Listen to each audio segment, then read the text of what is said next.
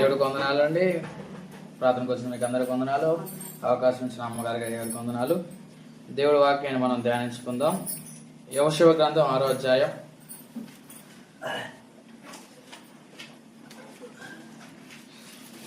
యెహోషువ గ్రంథం 6వ అధ్యాయం 10వ వచనం చదువుకుందాం.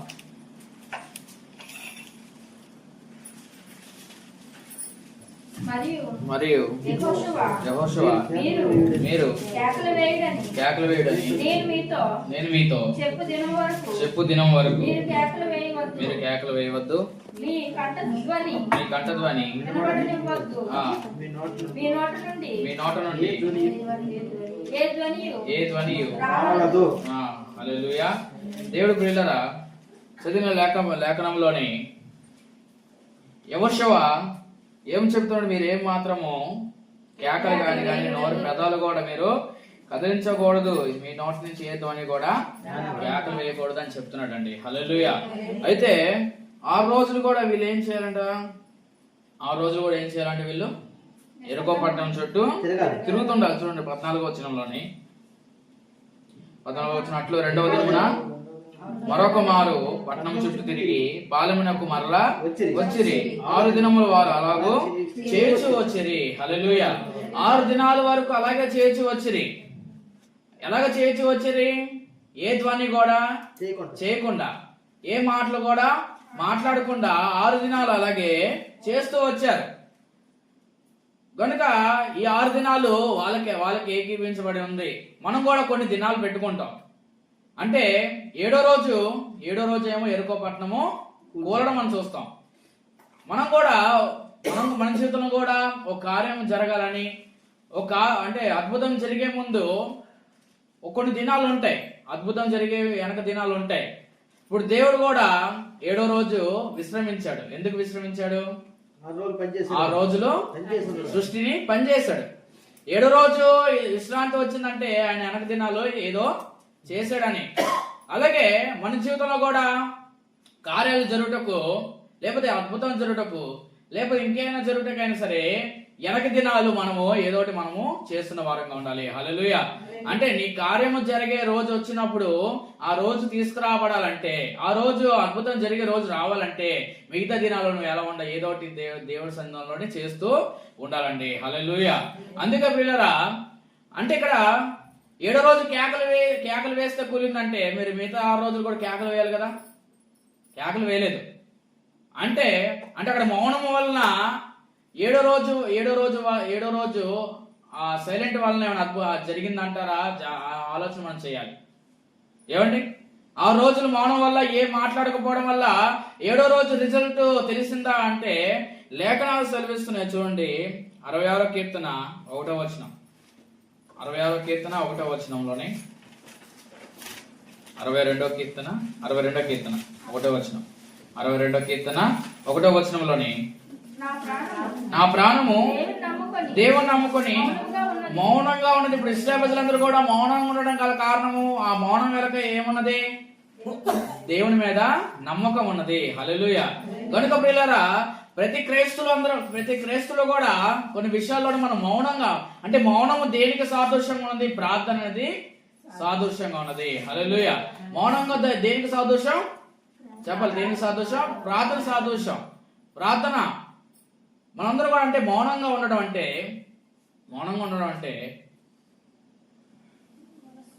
హన్నా గురించి ఒక ప్రార్థన రాయబడి ఉంది. చూడండి 2వ సమూయేలు గ్రంథం 1వ అధ్యాయం. 1వ సమూయేలు 1వ అధ్యాయం 10వ వచనం. 1వ సమూయేలు 1వ అధ్యాయం 10వ వచనంలోని 1వ సమూయేలు 1వ అధ్యాయం 10వ వచనంలోని బహు దుఃఖాకాంతులే వచ్చి యెహోవా సన్నిధిని ప్రార్థన చేయొచ్చు, బహుగా ఏడ్చుచు సైన్యములకు అధిపతి యెహోవా, నీ సేవకురాలనైనా నాకు కలిగి ఉన్న శ్రమను చూచి నీ సేవకురాలైన నన్ను మరువక జ్ఞాపకం చేసుకొని నీ సేవకురాలైన నాకు మగపిల్లను దయచేసినలా ఎన్నటికి రానియక వాడు బ్రతుకు దినమన్నిటిలో నేను వానిని యెహోవాకు నీకు అప్పగింతునని మొక్కుబడి చేసుకొనెను. ఆమె యెహోవా సన్నిధిని ప్రార్థన చేస్తుండగా ఏలి ఆమె నోరు కనిపెట్టుచునను. ఎలా అనగా అన్న తన మనసులోనే చెప్పుకొనిచుండెను అంటున్నాడట. హల్లెలూయా. మరి ఇక్కడ లేఖనాలు రాయబడి ఉంది అన్న ఎలాగ ప్రార్థన చేసిందని. ఈ ప్రార్థన చేస్తున్నప్పుడు లేఖనాలు ఎందుకు రాయబడ్డాయి? ఏలే వింటున్నప్పుడు మాత్రము పెదాలు మాత్రమే కదుపుతున్నది, మనసులో తను ప్రార్థన చేస్తున్నదండి. చూడండి, ఆమె పెదలు మాత్రం కదులుచుండి ఆమె స్వరం వినపడక ఉండెను. అంటే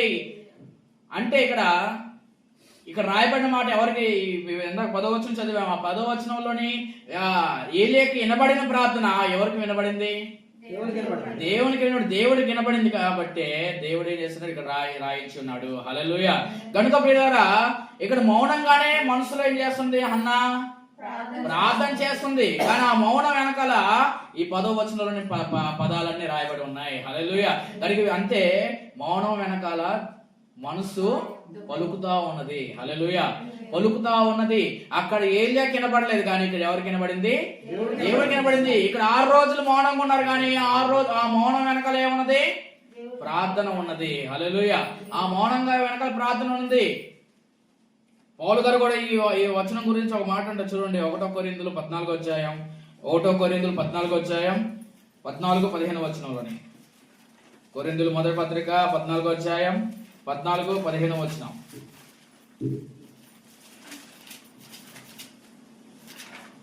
1 కొరింథీయులు 14వ అధ్యాయం 14-15 వచనంలోని, నేను భాషతో ప్రార్థన చేసినలా నా ఆత్మ ప్రార్థన చేయను గాని నా మనసు ఫలవంతముగా ఉండదు. కాబట్టి ఆత్మతో ప్రార్థన చేతును, మనసుతోను ప్రార్థన చేతును. దేవుని సోదరులు గట్టిగా హల్లెలూయా.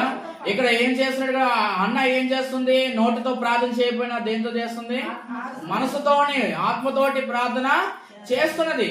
ఆత్మతో పలుకుతుంది కనుక లోపల, మనసుతో లోపల పలుకుతుంది కనుకనే మనసును చూసే దేవుడు, మనసు గ్రహించిన దేవుడు ఏం చేస్తున్నాడు? ఆ మనసులో ఉన్న ప్రార్థన దేవుడు ఆలకిస్తూ ఉన్నాడు. హల్లెలూయా.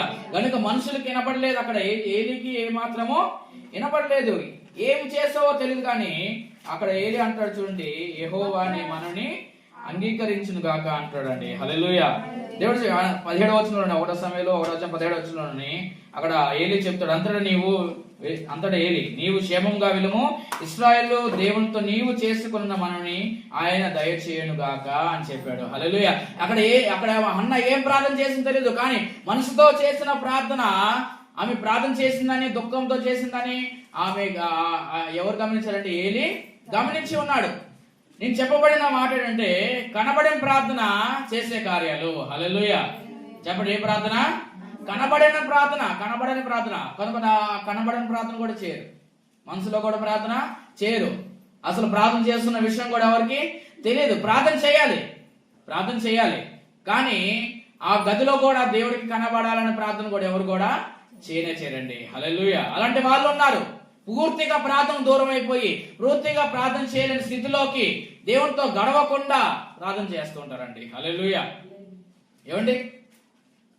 కనుక పిల్లల వ్యక్తిగతంగా ప్రార్థన ఉండాలి, మనుషులతో కలిసి ప్రార్థన చేసే జీవితాలు కూడా ఉండాలి. అంటే మన ఇంట్లో కొన్ని విషయాలు పక్కవారికి వినబడినట్టుగా మనం ప్రార్థన చేయము. అది మన ఇంట్లో మనం వ్యక్తిగతంగా ప్రార్థన చేస్తాం. ఆ సమస్యలు దేవుడే తీర్చాలని, ఆ సమస్యలు దేవునితో చెప్పుకుంటేనే మాత్రమే తీరుస్తాడని, ఆ సమస్యల గురించి దేవుడు చెప్తే పరిష్కారం ఎప్పుడైనా ఇస్తాడని కొంతమంది ఏం చేస్తారు? ఇంట్లో రహస్యముగా ప్రార్థన చేస్తారు. హల్లెలూయా. ప్రార్థన చేస్తారు. కొంతమంది ఇంట్లో వాళ్ళు కూడా తెలియకుండా చేస్తారు ప్రార్థన. ఎందుకంటే కొంతమంది ఏం చేస్తారు? చేసే ప్రార్థన కూడా పలుకును కూడా ఆల్గీలు చెప్తారు. అలా చేస్తుందంట ప్రార్థన, ఇలా చేస్తుందంట ప్రార్థన, నువ్వు చేయగలను మీరు చేసుకోకూడదు ఏంటి? ఏమిటి అలా కూడా అనే వాళ్ళు ఉంటారు. ఏమిటి? గనుక పిల్లరా, ఏలి ఏం చేస్తారంటే ఆమె మనసులో ఆమె చెప్పుకుంటే పెదాలు మాత్రమే కదులుతూనే ఉన్నాయి. హల్లెలూయా. పెదాలు మాత్రమే కలుగుతున్నాయి. అయితే 6 రోజులు కూడా ఈ ఇశ్రాయేలు పట్టణం చుట్టూ తిరుగుతూనే ఉన్నారు, కానీ వాళ్ళ మౌనం వెనక దేవుని పట్ల బోల్డంత నమ్మకము ఉన్నది. వాళ్ళ మౌనం వెనక ఎన్నో ఆశలు ఉన్నాయి. వాళ్ళ మౌనం వెనక, వాళ్ళ సైలెన్స్ వెనక వాళ్ళు చేసే ప్రార్థనలను హృదయంలో మనసుతోటి ప్రార్థన చేస్తూ ఉన్నారండి. హల్లెలూయా. కనుక ప్రియులారా, వీరు ఎంతగా కనబడకుండా ప్రార్థన చేస్తారో, కనబడకుండా ఎంతగా దేవుడి పట్ల బ్రతిమాలుకుంటారో, ఏడుస్తారో, రోదన చేస్తారో, ఖచ్చితంగా ఆ కార్యము బహిరంగ దేవుడు జరిగిస్తాడండి. హల్లెలూయా. మీ కనబడిన ప్రార్థనే కార్యాలు కనిపించేటట్టుగా దేవుడు చేస్తాడు. గనుక ప్రియులారా, ప్రార్థనకి ఎప్పుడు కూడా మనం ఏమాత్రం వెనకబాటు జీవితంలోకి రానివ్వకూడదండి. హల్లెలూయా. రానివ్వకూడదు. గనుక ప్రియులారా, నేను చెప్పుకునే నేను కూడా కొన్ని సమస్యలు ఉంటాయి, కొన్ని ఇబ్బందులు ఉంటాయి.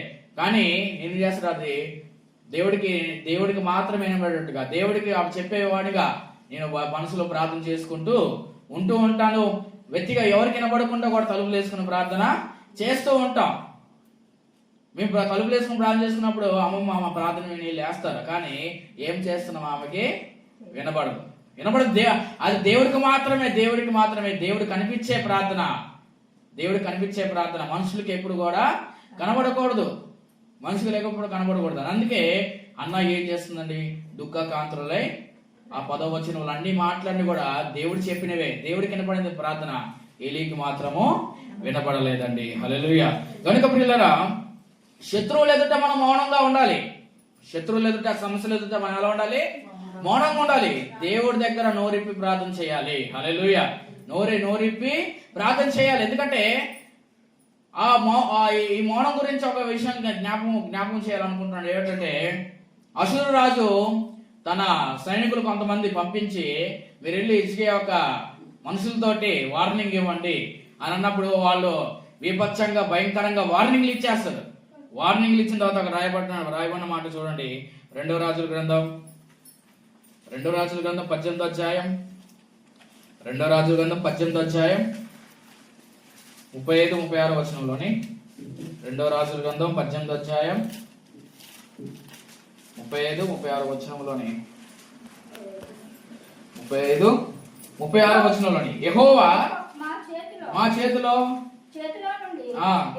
యెరూషలేమును విడిపించుటకును ఆయా దేశములో ఆ దేవతల్లో ఏదైనాను తన దేశమును మా చేతుల నుండి విడిపించినది కలదా అని చెప్పాను.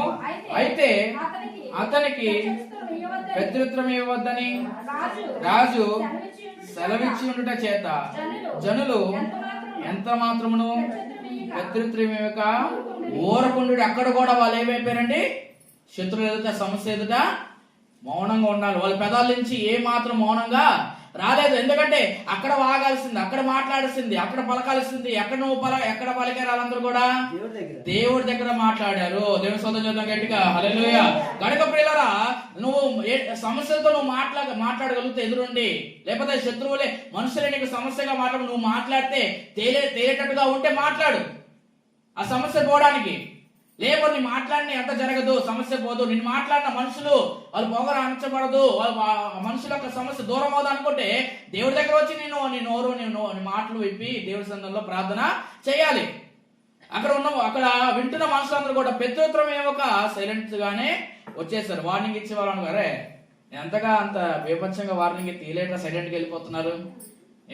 ఏంటి నీ బైబిల్ లేదా, ఏం లేదా, వణుకు లేదా, ఏం మాట లేదంటే ఏం లేదు. రాజాజ్ఞ బట్టి వాళ్ళు వెనక్కి తిరిగి మౌనంగా వచ్చారు.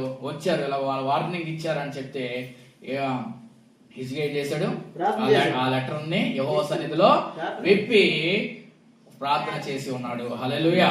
కనుక ప్రియులారా, అక్కడ వాళ్ళు సైలెన్స్ గా అయిపోయినట్టు భయపడినట్టు కాదు, ఎదురు మాట పలకలేదంటే ఏదో వణికిపోయినట్టు కాదు. కనుక మేము మాట్లాడితే ప్రయోజనం లేదు కానీ, మేము మాట్లాడితే కార్యం జరగదు కానీ, మేము ఎదురు మాట్లాడితే అక్కడ ఏమైనా అద్భుతం జరగదు కానీ, మా దేవుడికి సన్నిధిలో ప్రార్థన చేస్తే, వాళ్ళకి కనబడిన ప్రార్థన మా దేవుడికి కనబడినట్టుగా చేస్తే అద్భుతం తప్పకుండా జరుగుతుంది. హల్లెలూయా. అక్కడ మాట్లాడుకొచ్చిన వాళ్ళు, వీళ్ళు నోరు పడిపోయిందేమో మమ్మల్ని చూసి, నాలుగు పడిపోయిందేమో మమ్మల్ని చూసి, మాట గొంతు నుంచి జారిపోయిందేమో అనుకొని వెళ్ళిపోయారేమో కానీ, వాళ్ళు అక్కడ నోరు తెరవని, మాట్లాడలేని నోరు దేవుడి దగ్గరికి వచ్చి మాట్లాడడం మొదలు పెట్టి ఉన్నారు. హల్లెలూయా. కనుక ప్రియులారా, నిజమే, నేను కూడా కొన్ని మనుషులు మాటలు వినబడినప్పుడు, కొన్ని మనుషులు వ్యతిరేకమైన మాటలు మాట్లాడినప్పుడు ఏంటి, ఏ దేవుడి సందులో ఏం చేయాలి? మౌనంగానే ఉండిపోవాలి, మౌనంగా ఉండిపోవాలి. న్యాయబద్ధముగా సత్యవాదముగా మనం మాట్లాడాలి. కానీ కొంతమంది బూతులు ఆడతారు, వాళ్ళు బూతులు ఆడితే వాళ్ళు తిడితే వీళ్ళు తిడతారు, అలాగే మనం నోరు పారేసుకోవాలండి. ఏమండి, ఇంకా వాళ్ళకి మనం తేడా ఉంటుంది. న్యాయబద్ధంగా మాట్లాడాలి, సత్యవాదముగా మాట్లాడాలి. ఎదుటి వాళ్ళు పశ్చాత్తాపం కలిగించే విధంగా మాట్లాడాలి. అప్పుడు సమస్య ఇంకా తీరకపోతే ఏం చేయాలి? దేవుడి సన్నిధిలోకి వచ్చి ప్రార్థన చేయాలి. హల్లెలూయా.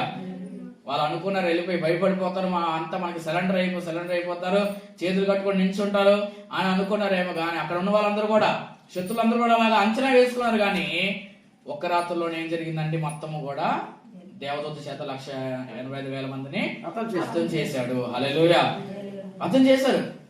అంటే అక్కడ అషూరు రాజు కానీ అషూరు చేత పంపించబడిన వారందరూ కూడా ఏం అర్థం కాలేదు. వీళ్ళు ఏం చేశారా? ఇంతగా ఘోరంగా జరిగిపోయింది, ఏం చేశాం అసలు? అక్కడ అందరికీ కనబడింది ఒకటే ప్రార్థన. హల్లెలూయా. కనబడింది మాత్రము దేవుని సహాయము. హల్లెలూయా. కనుక ప్రియులారా, నువ్వు కనబడకుండా, దేవునికి మనుషులు కనబడకుండా నువ్వు ప్రార్థన చేస్తే దేవుడు నీకు నీకు కనిపించే విధంగా దేవుడి సహాయం అద్భుతము చేస్తాడండి. హల్లెలూయా. కనుక ప్రియులారా, మనం అందరం కూడా దేవుడి సన్నిధిలో ఏం చేయాలి? ప్రార్థన చేయాలి.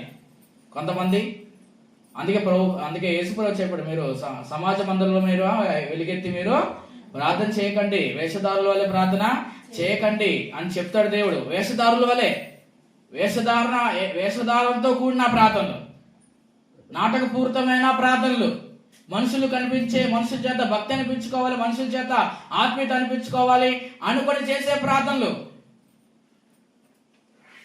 సతీష్ కుమార్ అయ్య గారు అంటారు, ప్రార్థన చేసేవాడు పాపం చేయడు, పాపం చేసేవాడు ప్రార్థన చేయడు అంటారు. హల్లెలూయా.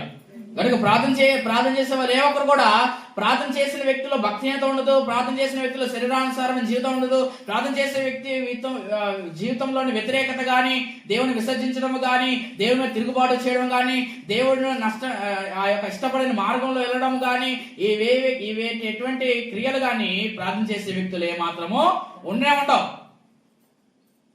కొంతమంది ప్రార్థన చేస్తారు కానీ పాపం మాత్రము జయించలేరు.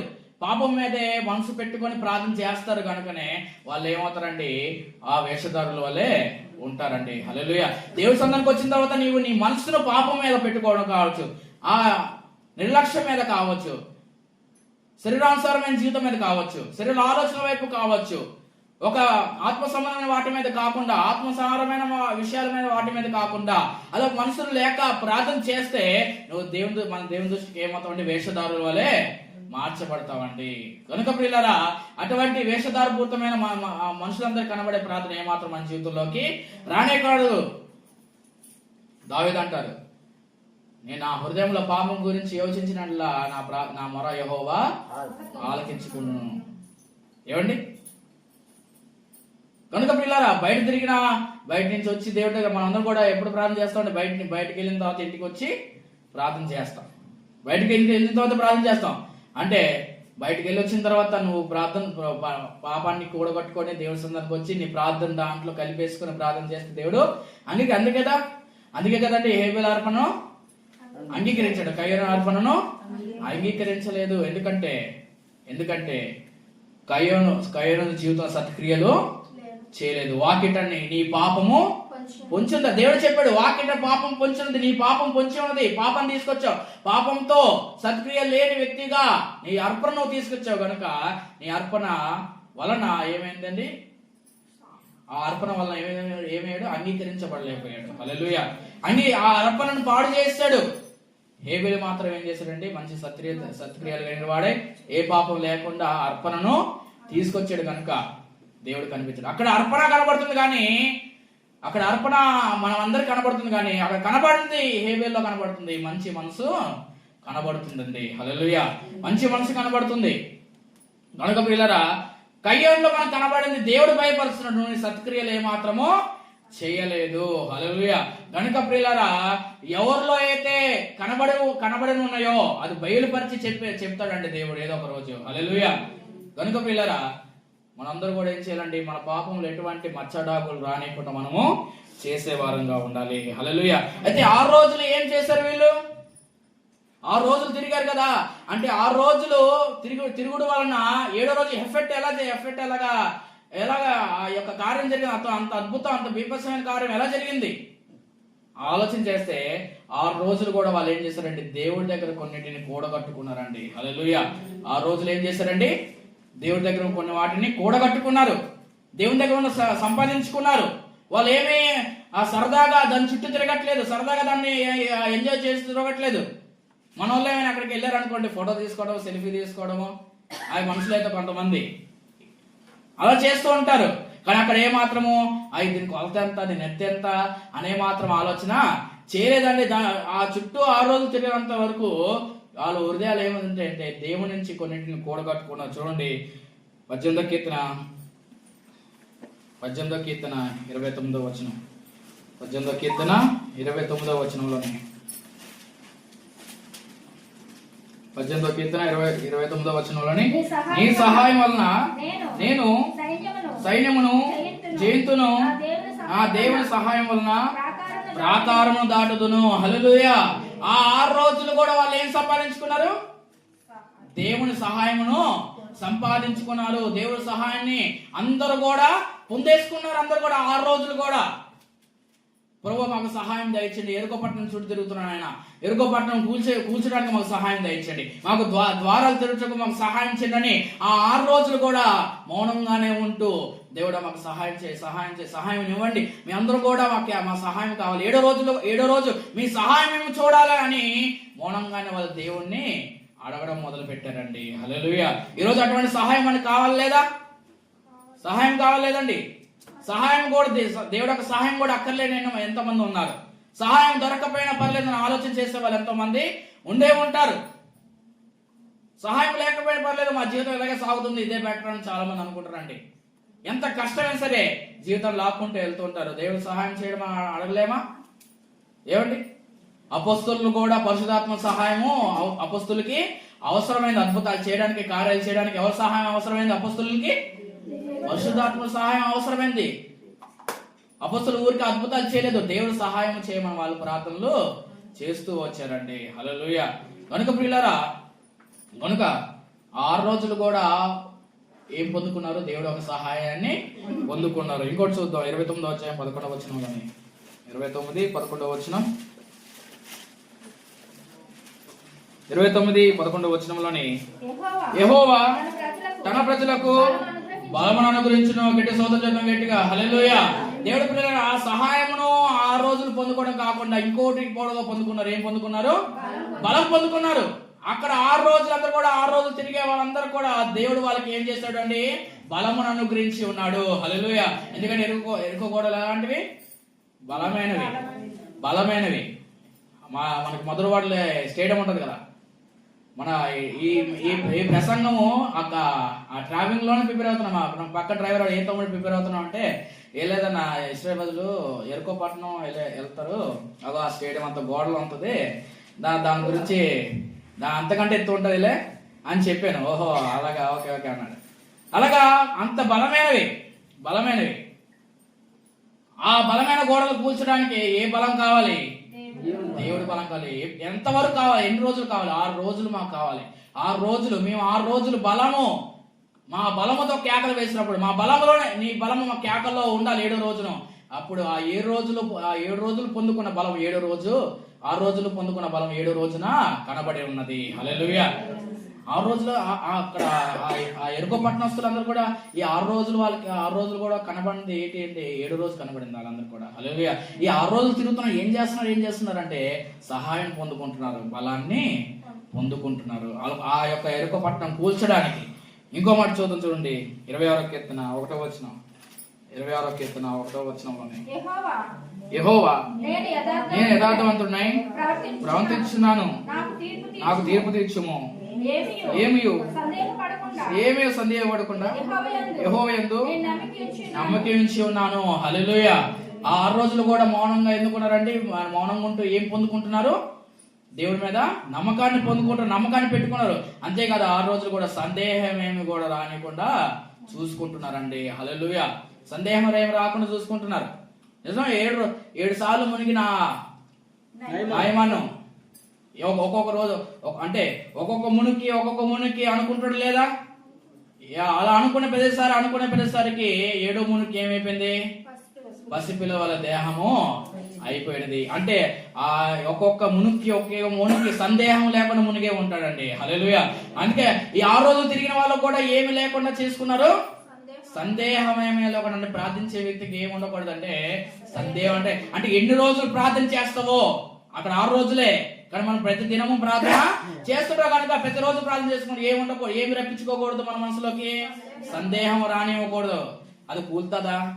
అంత ఇటు ఉంది, దాంట్లో ఎన్ని ఎట్టుకలు ఉంటాయో, ఎన్ని రాట్లు ఉంటాయో, మనం అరవగలమా, మన గొంతెని సపోర్ట్ చేద్దా అని ఏమాత్రం సందేహము రాలేదు. నేను కూల్చమన్నాడా? నువ్వు అరిస్తే కూల్స్తారన్నాడు దేవుడు. హల్లెలూయా. నువ్వు ప్రార్థన చేస్తే కూల్స్తారన్నాడు. నువ్వు విశ్వాసంతో పలికితే కూల్స్తారన్నాడు. ఇవి చేయాలి కదా. కూల్చేదే నువ్వు అన్నట్టు ఇది జరుగుతుందా? ఎలా అంటే ఎలాగవుతుంది? సందేహం మన జీవితంలోకి రానివ్వకూడదు. హల్లెలూయా. చూడండి, ఇంకో మాట చూడండి. యెషయా గ్రంథం 8వ అధ్యాయం 12వ వచనంలోని. యెషయా గ్రంథం 8వ అధ్యాయం 12వ వచనం. ఈ ప్రజలు బతుకున్నట్టు బందుకట్టు అని చెప్పిందంతయు బందుకట్టు అనుకొనుకుడి. వారు భయపడడానికి భయపడుకుడి, దాని వలన దిగులు పడకుడి. హల్లెలూయా. 6 రోజులు కూడా వాళ్ళ జీవితంలోకి రానివ్వలే. 6 రోజులు కూడా భయము రానికుండా చూసుకున్నారు. భయపడలేదు, భయాన్ని చూపించలేదు. వాళ్ళ హృదయంలో ఉన్న భయం అంతా కూడా ఏం చేశారు? 6 రోజులంతా కూడా పోగొట్టేసుకున్నారు. హల్లెలూయా. దాని మీద ఉన్న భయం అంతా కూడా వాళ్ళ హృదయంలోకి రానివ్వలేదు. అదేదైనా కూల్చబడదు ధైర్యం, దాన్ని ఎలాగైనా స్వాధీనపరచుకుంటే ధైర్యాన్ని పొందుకున్నారు తప్ప అది కూల్చడం లేదా వెళ్తాం లేదా దాని మీద ఉన్న భయాన్ని మాత్రము పెట్టుకోలేదండి 6 రోజులు. హల్లెలూయా. అందుకే అంత ధైర్యముగా 7వ రోజు నిలబడి కేకలు వేశారు. కనుక ప్రియులారా, ప్రార్థించే వ్యక్తికి ఏముండకూడదండి? భయం అనేది ఉండకూడదు. కనుక అంటే మౌనంగా ఉన్నారంటే భయపడడం కాదు. నీ మౌనం వెనకాల దేవుడు ఒక ధైర్యం కావాలి. హల్లెలూయా. కార్యాలు జరుగుతున్న ధైర్యం కనబడాలి. అప్పుడు దేవుడు అద్భుతము చేస్తాడు. చూడండి ప్రియులారా, ఎస్తేరు గ్రంథం 4వ అధ్యాయం